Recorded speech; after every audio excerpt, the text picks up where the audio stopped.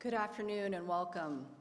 Today we have the great privilege of hosting President Donald Trump and Vice President Mike Pence at CIA headquarters. Since our founding nearly 7 decades ago, CIA's relationship with the President has been essential to our nation's strength and security. And Mr. President, I can assure you that in the years ahead, the CIA, along with the rest of the intelligence community, will do everything we can to provide you with the insights you need to protect our country, to advance American interests around the globe, and to carry out your duties as President. I am confident you will find that the women and men who comprise the intelligence community are dedicated public servants who bring incredible expertise, professionalism, diversity, and integrity to the national security mission. We were only able to accommodate 400 CIA employees for today's event, but hundreds more wanted to come. On behalf of the women and men of CIA, thank you for taking time to join us. It means a great deal that you chose to come to CIA on your first full day as President.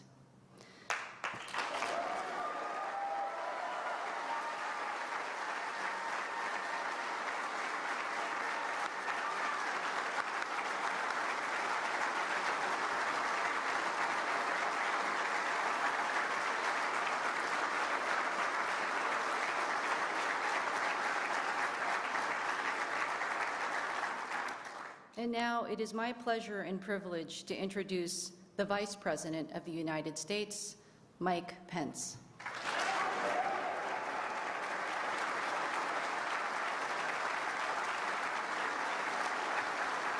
Thank you.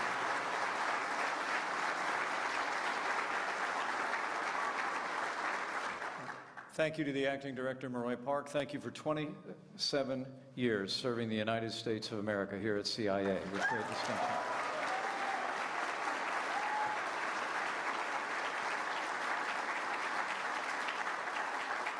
It's a great privilege for me to be with you today and to have the opportunity to introduce at his first event on his first full day the new President of the United States, Donald Trump.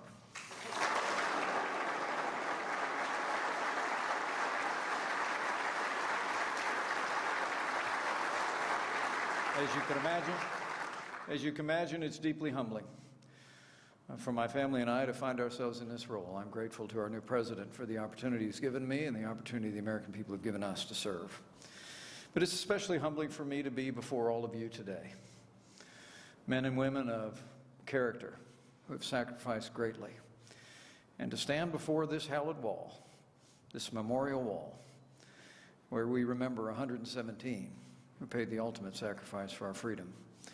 I can assure you, this new president and our entire team recognizes and appreciates the sacrifices of all of the men and women of the intelligence community of the United States of America.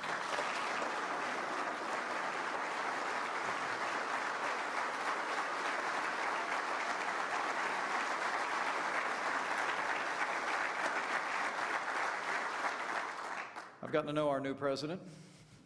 We've traveled a lot together. When the cameras are off and the Klieg lights are off, and I'll tell you 2 things I know for sure.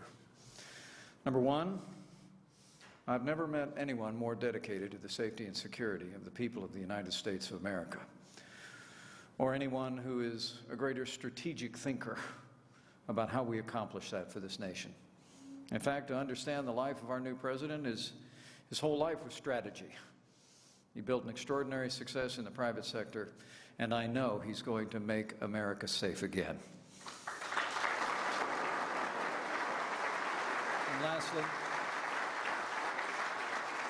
And lastly, I can honestly tell you, all my years serving in the Congress, serving as governor of my home state, traveling across the country and seeing the connection that he's made to men and women who serve and protect in every capacity in this country, I've never met anyone with a greater heart for those who every day, in diverse ways, protect the people of this nation through their character and their service and their sacrifice. And so let me say, it is my high honor and distinct privilege to introduce to all of you the President of the United States.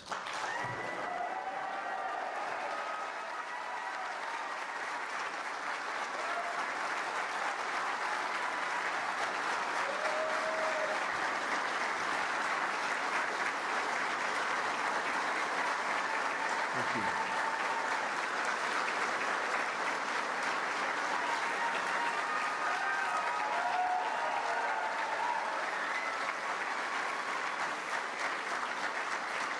Well, I want to thank everybody, very, very special people. And it is true, this is my first stop, officially. We're not talking about the balls, and we're not talking about even the speeches, although they did treat me nicely on that speech yesterday. I always call them the dishonest media, but they treated me nicely. But I want to say that there is nobody that feels stronger about the intelligence community and the CIA than Donald Trump. There's nobody.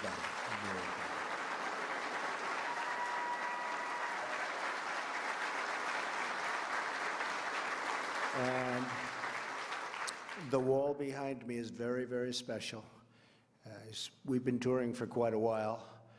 And I'll tell you what, 29? I can't believe it. Oh, 28. We better reduce it. But that's amazing. And we really appreciate what you've done in terms of showing us something very special. And your whole group. These are really special, amazing people. Very, very few people could do the job you people do. And I want to just let you know, I am so behind you. And I know maybe sometimes you haven't gotten the backing that you've wanted. And you're going to get so much backing. Maybe you're going to say, please don't give us so much backing. Mr. President, please, we don't need that much backing. But you're going to have that, and I think everybody in this room knows it. You know, the military and the law enforcement, generally speaking, but all of it,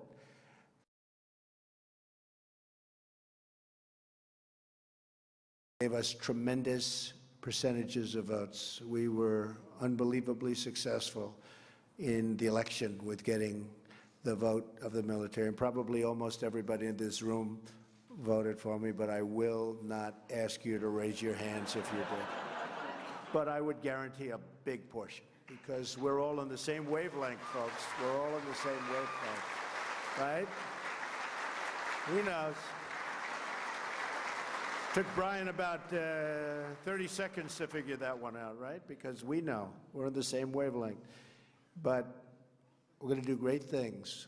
We're going to do great things. We've been fighting these wars for longer than any wars we've ever fought.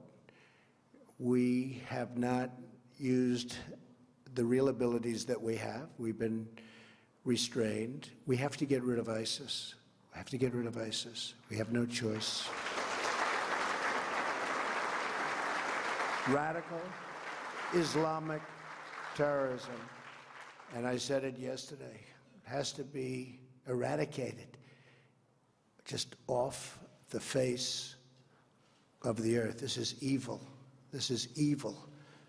And, you know, I can understand the other side. We can all understand the other side. There can be wars between countries. There can be wars. You can understand what happened. This is something nobody can even understand. This is a level of evil that we haven't seen.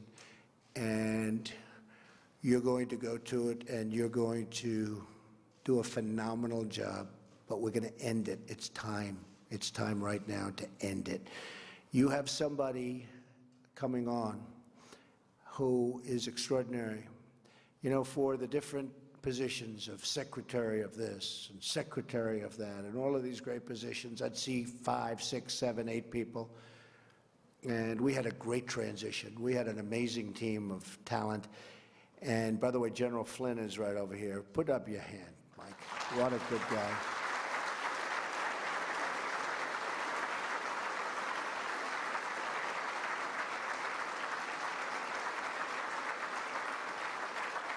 And Reince and my whole group. Reince, you know, right? They don't care about Reince. He's like this political guy that turned out to be a superstar, right? We don't have to talk about Reince.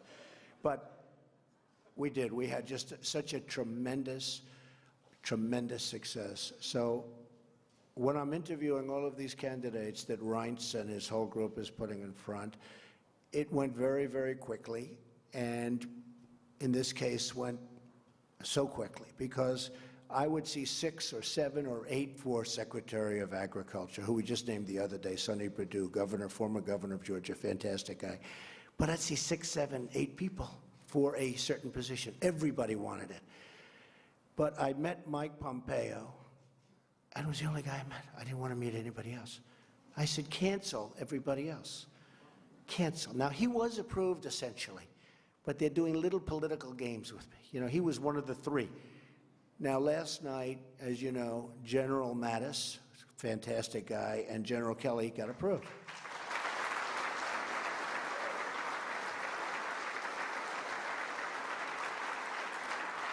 And Mike Pompeo was supposed to be in that group. It was going to be the 3 of them. Can you imagine all of these guys? People respect, you know, they respect that military sense. All my political people, they're not doing so well. The political people aren't doing so well, but you. We're going to get them all through, but some will take a little bit longer than others. But Mike was literally, I had a group of we have 9 different people. Now, I must say, I didn't mind canceling 8 appointments. That wasn't the worst thing in the world. But I met him, and I said, he is so good. Number 1 in his class at West Point. Now, I know a lot about West Point. And to be 1 year, I'm a person that very strongly believes in academics. In fact, every time I say I had an uncle who was a great professor at MIT for 35 years, who did a fantastic job in so many different ways academically. He was an academic genius. And then they say, there's Donald Trump, an intellectual. Trust me, I'm like a smart person. And I recognized immediately. So he was number 1 at West Point. And he was also essentially number 1 at Harvard Law School. And then he decided to go into the military. And he ran for Congress. And everything he's done has been a home run. People like him, but much more importantly to me, everybody respects him. And when I told Paul Ryan that I want to do this, I would say he may be the only person that was not totally thrilled, right, Mike? Because he said, I don't want to lose this guy. But you will be getting a total star. You're going to be getting a total gem. This is a gem. And I just...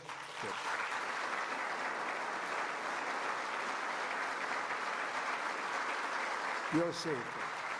You'll see. And many of you know him anyway, but you're going to see.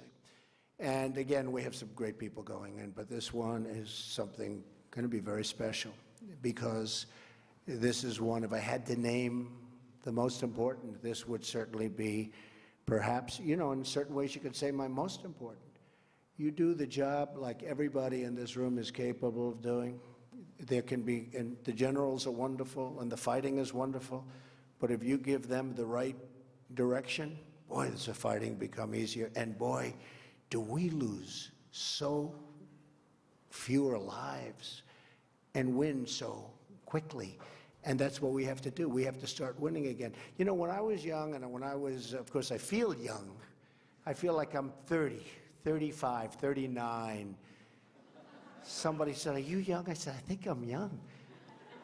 You know, I was stopping when we were in the final month of that campaign, 4 stops, 5 stops, 7 stops, speeches in front of 25, 30,000 people, 15,000, 19,000 from stop to stop.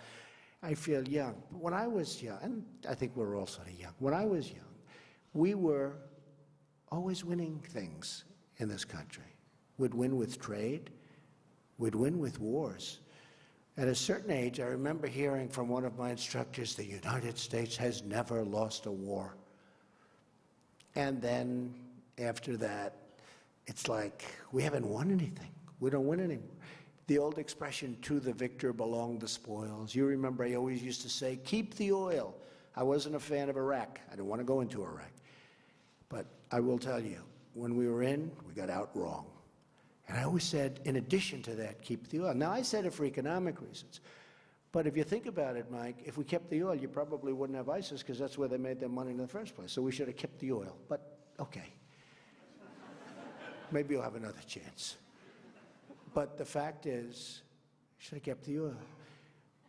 I believe that this group is going to be one of the most important groups in this country toward making us safe, toward making us winners again, toward ending all of the problems. We have so many problems that are interrelated that we don't even think of, but interrelated to the kind of havoc and fear that this sick group of people has caused.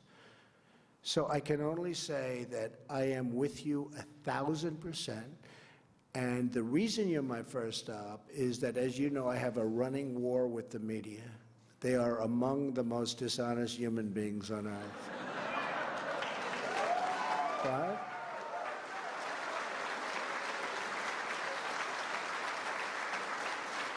And they sort of made it sound like I had a feud with the intelligence community. And I just want to let you know, the reason you're number one stop, it is exactly the opposite. Exactly. And they understand that too. And I was explaining about the numbers. We did a thing yesterday, the speech. Did everybody like the speech? You had to like it. Huh? So I've been given good reviews. But we had a massive field of people. You saw that. Packed. I get up this morning, I turn on one of the networks, and they show an empty field. I said, wait a minute. I made a speech. I looked out. The field it looked like 1.5 million people. They showed a field where there were practically nobody standing there. And they said, Donald Trump did not draw well. I said, it was almost raining. The rain should have scared him away, but God looked down and he said, we're not going to let it rain on your speech. In fact, when I first started, I said, oh no. First line, I got hit by a couple of drops. And I said, oh, this is too bad, but we'll go right through it. But the truth is that it stopped immediately. It was amazing. And then it became really sunny. Then I walked off and it poured right after I left. It poured. But you know, we have something that's amazing because honestly, it looked like 1.5 million people, whatever it was. But it went all the way back to the Washington Monument. And I turn on, and by mistake, I get this network. And it showed an empty field. And it said, we drew 250,000 people. Now, that's not bad, but it's a lie. We had 250,000 people literally around, in the little bowl that we constructed. That was 250,000 people. The rest of the, 20-block area all the way back to the Washington Monument was packed.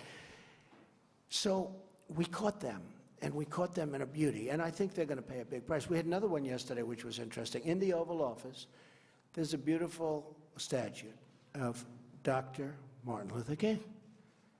And I also happen to like Churchill, Winston Churchill. I think most of us like Churchill.